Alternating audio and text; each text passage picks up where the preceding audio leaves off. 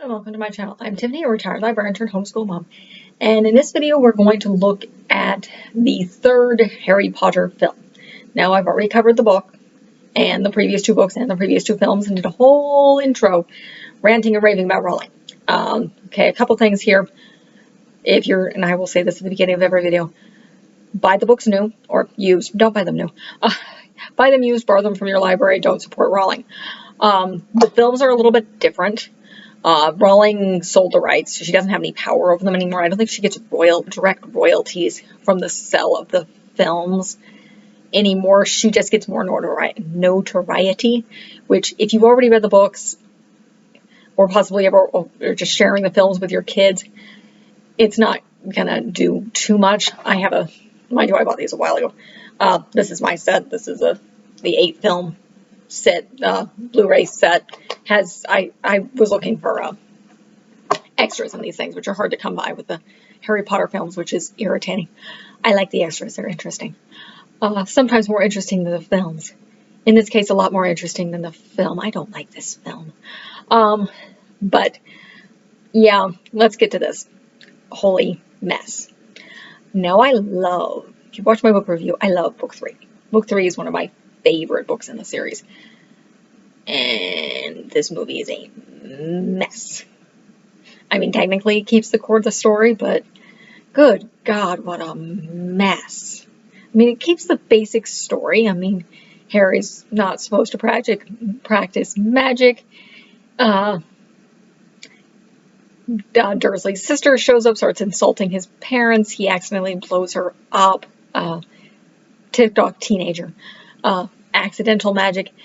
Gets its stuff, leaves the house, catches the night bus unintentionally, gets to the Leaky Cauldron where Fudge is looking happy to find him because Sirius Black has escaped from prison and Sirius Black was his godfather and everybody thinks he's trying to kill him because supposedly he gave up Harry's parents and got them killed and then killed another friend of theirs.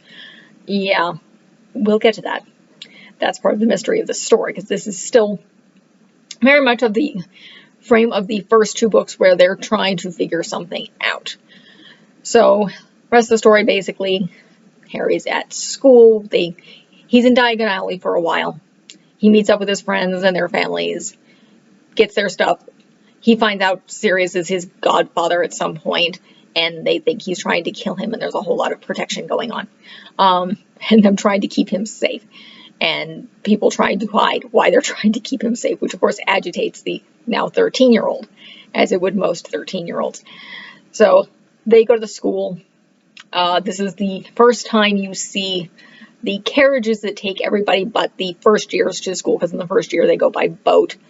So, and the last book and the last film, the whole crashing the car thing into the Whomping Willow, which you get an explanation for why on earth there's a swinging around tree on campus. So, basic story, they get to school. Harry can't go to the Hogsmeade, which is a local town, because he doesn't have a permission slip. Aunt Uncle didn't sign it because, blowing up Aunt. Nobody else will, because everybody thinks Sirius Black is trying to kill him. Harry runs into the twins the first time his friends go to town. They give him this map called the Marauder's Map that they found in Filch's office back when they were like first or second year students. And you touch one and you say, I honestly swear I am up to no good. This is probably one of my favorite parts of the books, and the film misses it. They don't explain it. And Harry's essentially able to see all the secret passages and see people moving around using this map. And the twins give it to him because they're done with it. And they have memorized it by this point. So... And then that leads to a bunch of things of Harry getting into Hogsmeade and hiding under his invisibility code. There's a bunch of fights with Hermione. There's some stuff going on with his broomstick that they mess with. And they cut out a whole bunch of Quidditch matches, as they always do. Let's see. And basically there's all sorts of mysteries. They have a new Defense Against the Defense Against the Dark art teacher. That would be Lupin.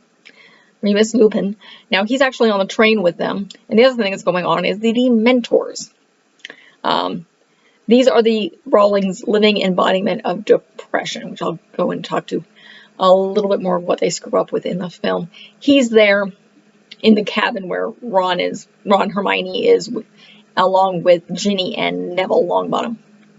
They're all in the same compartment with the teacher because it's the only one left when they get on the train. So they're in there with the teacher, which actually prevents them from being bullied because Lupin is, it's never quite clear whether he's pretending to be asleep or not, but he's on the train. It might have been intentional that he wanted to see Harry because, he was, as it turns out, was friends with Harry's father, and he knew Harry as a baby.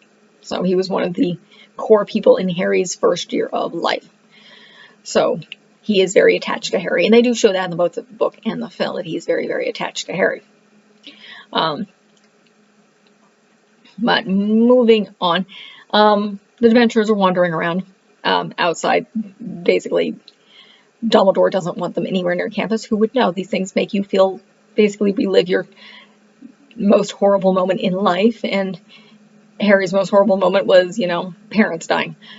So he faints. And they get this, he faints in both the film and the book, so the film does it badly and more dramatically. Let's see, what else goes on to this basic story? Again, it's very much that they're trying to figure out where Black is. And that's kind of that's the main thing that's going on. And they're also dealing with the fact that Hagrid is now a teacher, because he got exonerated and now is a wizard. And he's teaching care of magical creatures.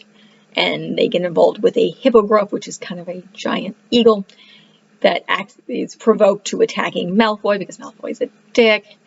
And eventually part of his execution becomes part of what they figure out is going on with Black. And the other thing that's going on that you don't really see in the film, and I'll get into this, is Hermione gets a cat, Crookshanks. And with the cat and various other things, Ron's rat is depressed and periodically disappearing. So, and Ron and Hermione get in fights because he thinks her cat is trying to kill his rat. Yeah, the cat's actually trying to kill the rat for a good reason. The rat's a human. So, basically they get into the shrieking shack. Ron breaks his leg. That's not in the film. We'll get there. So, essentially, Ron is injured, dragged by a large black dog that turns out to be Sirius Black, who's an Ami guy. He can change into a dog. In the Shrieking Shack, Lupin, who had gotten the map from Harry, the Marauders map from Harry, because Harry was caught outside of bed and Snape caught him. And Snape found the map, and Snape didn't know what the map was because it was insulting him, and Lupin did. It's implied in the film. It's explained in the book that Lupin knows what the heck map is because he helped create it with Harry's father and two other friends, Sirius and Peter Pettigrew. And so all this is revealed inside the Shrieking Shack between Harry, Ron, Hermione, Lupin, who follows them because he sees Peter. Peter is Ron's rat. Peter is transformed. And basically there's a huge plot, basically info dump in this one scene where you find out that Lupin is a werewolf. He was ostracized. Dumbledore arranged for him to come to school by building the Shrieking Shack and the Weeping Willow to go over the entrance. It's frozen by a button on it. Lupin befriends Peter as well as James and Sirius. They're all Gryffindors. They become close friends. Eventually his friends figure out he disappears every month and start getting curious and eventually find out. And in order to help him become a Magi, which is extremely dangerous and very, very much advanced magic. And James and Sirius help Peter because Peter's an idiot. And is just hanging out with them because they're bigger and stronger than he is, as you find out later. Peter's not good. But eventually they learn Peter turns into a rat in order to freeze the Whomping Willow so they can get in. Sirius becomes a dog, and James becomes a stag. So this all plot dumped in the Shrieking Shack. Then Snape, who hates them, because you get the explanation of how James saved Sirius's life, or not. Snape's life. It all had to do with Lupin. They were children. I think this was their 6th year at this point, because James started growing a conscience around this time. You find out in later books that James was a bit of a dick. When he was younger, he was a bully, particularly to Snape, which is the reason they hated each other. Essentially, Snape came searching around, and I think he got into the tunnels, and James stopped him before he ran into a fully fledged werewolf, and probably would have been torn to shreds, or turned into a werewolf. And that's why Snape hates him, because all of a sudden he saved his life. Now, Snape obviously is now an adult. He's still a dick. He knows what Lupin is. He's been creating a potion for him that makes him a calm wolf rather than a werewolf. So he basically curls up and goes to sleep. It's a new potion, which, again, Lupin forgets to drink, which is the reason Snape comes looking for him. And then basically they knock out Snape because he's just pissed off and he wants Sirius dead because he doesn't care, because he's Snape. And then Lupin turns into a werewolf, and issues happen. Sirius gets dragged into the castle. He's going to be given the Dementor's kiss, which is basically they're going to suck out his soul. Dumbledore believes the kids, because of course he does. Sends Hermione and Harry using a time turner, which Hermione has been using to repeat classes to save not only Buckbeak, but Sirius, so Sirius gets away. And that's essentially, basically the end of the film. They get back on the train. Sirius sends a letter to Harry via very tiny owl that he's okay and far, far away and safe. And Harry can now go to Hogsmeade because of his godfather, basically giving him permission. So, and then Ron gets a tiny owl. That is the basic summary of both the book and the film. They cover all these things decently. A couple things that drive me absolutely, utterly nuts in this film. One, similar to the last two, even though it's a different director, they over-dramatize things like crazy. I mean, they throw in the massive action scenes. Aunt Marge, apparently, rather than flying through a ceiling, goes up into the stratosphere. The one Quidditch match they show is just insane, which is pretty much the way it is in all the films. The Quidditch matches are just nuts. They're dangerous in the books, but they're not breaking down the stands. They're not doing them in massive thunderstorms. Harry doesn't fall from thousands of feet in the air. No, it's just not, it's over dramatized. The Dementors are done horribly. They're flying around like crazy. These things glide on the ground. And again, they're the living embodiment of depression. And these things, trying to think, they look like they're sucking things out of you. A lot of this stuff, it's very much an depression. You know they're there. The wizards can see them. But it's their presence that makes people depressed. It's not them doing something specifically. It's like they're just there. They're there, and that's what you feel. That's how they control Azkaban, is they exist. They're wandering around and basically making everybody depressed. Because that's what they are. They're the living embodiment of depression. That's what Rowling created them as. So, yeah, the film over-dramatizes them like crazy and makes them weird, creepy flying things, which is irritating. Let's see, what else besides that? They make Flitwick a choir director, which is really weird, and just completely change his look, which has got to be insulting to such a brilliant actor of Warwick Davis. You misused Warwick Davis in this film, you idiot. And no, I don't like the director on this. I don't know what he's done, but he destroyed this book. And he cut out so much. The entire plot dump that I described that happened in the Shrieking Shack doesn't happen.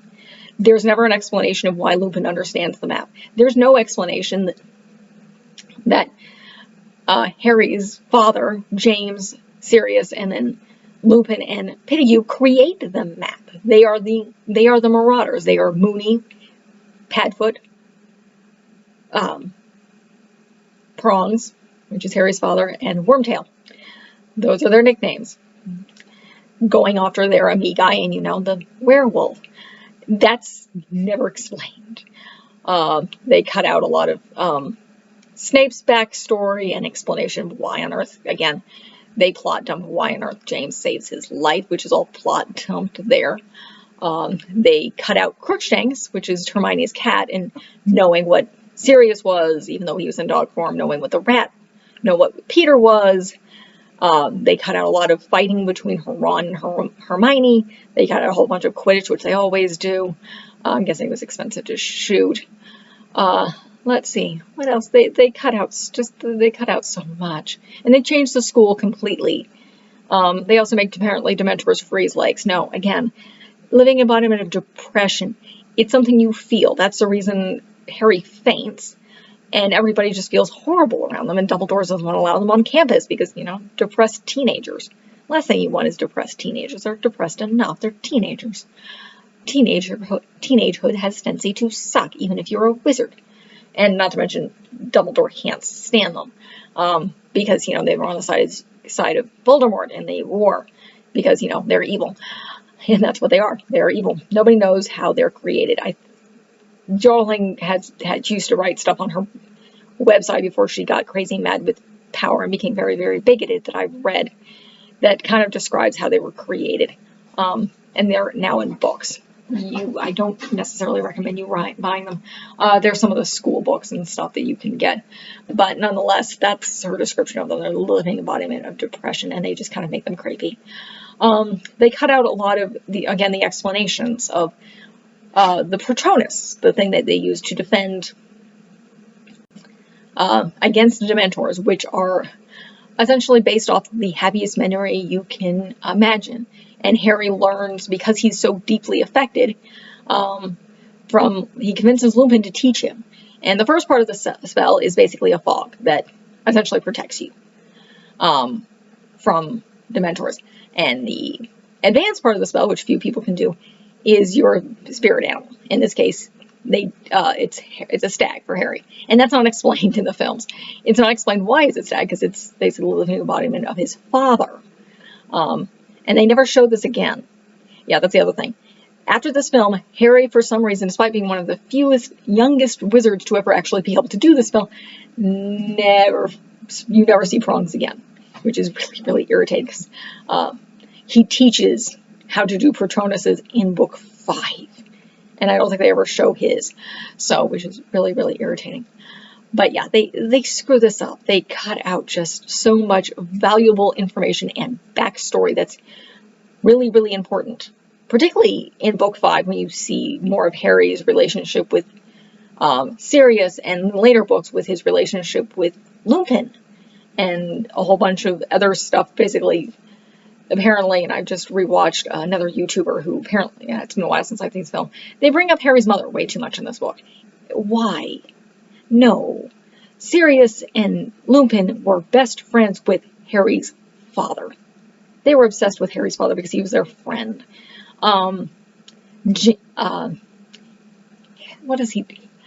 James becomes obsessed with Lily as time goes on, and then he becomes less of a douchebag. Because yes, you do realize he's a bit of a douchebag. Later books, James is a bully. But he grows up, which is the reason he saves Snape's life. The other thing they block out is Harry doesn't allow Lupin and Sirius to kill Peter. He wants him to be arrested. And this is very, very important. I do not believe they may or may not. I think they cut that out. Because it's important. It's important in the 7th book that Wormtail owes Harry his life. So, like I said, I hate this film. There's so much more to cut out. If you really want to see a full detail of all of I've talked about, there's a much better YouTuber by the name of Dominic Noble, who does a show called Lost in Adaptation. He doesn't do Harry Potter stuff anymore because Rowling's crazy. But he did a whole Harry Potter-a-thon where he covers all of this far better than I do. He does this for a living. He's really, really good. He's very, very charismatic. He's one of my favorite YouTubers and inspired me to do something. I agree with him on ranting, raving about movie adaptations that screw things up. Yeah, you'll see that later. I'm going to do some classics. A Little Princess is probably one of my biggest pet peeves. And I will cover it eventually. But he does this a half lot better than I do. Check out his channel. It's not always kid friendly, so that's a warning. He covers some other stuff, so be careful. His Harry Potter-thon is not necessarily kid friendly either. It's entertaining, but it's not really kid friendly. But he does this a lot. He goes into this far better than I do because he was really inspired by these books before, you know, Rowling got nuts and bigoted and crazy. So he still decide to keep the Harry Potter-thon up despite his feelings. He did do an entire video on it, but he does a much better channel than this. He does this for a living. This is Lost in Adaptation is what he does. That is his main thing for his living. So check him out if you can. He's a great YouTuber. Again, he does better than I do with this. But I'm not going to go into much more detail, partially because my toddler is sleeping and she's been cranky lately. So I'd like to get this video done before my toddler wakes up again. So again, I feel free to buy these new that's my opinion. Try to buy the books used or borrow them from your library. Heck, you can possibly borrow the DVDs from your library. I mean, if you just want to rent the DVDs or rent them from Amazon. Again, the owning thing, you're buying a license to use them. You're not actually owning them. So it's probably not worth your money. If I really want to own something, again, I buy the physical copy. Again, you can also rent them from your library if you don't want to actually buy them. But as a standalone film, this isn't bad. As an adaptation, it sucks. Badly. Very, very badly. Oh, so many things cut out. So, but that is it for this video. I hear a fussing toddler. Check out, like and subscribe to my channel. Bye-bye.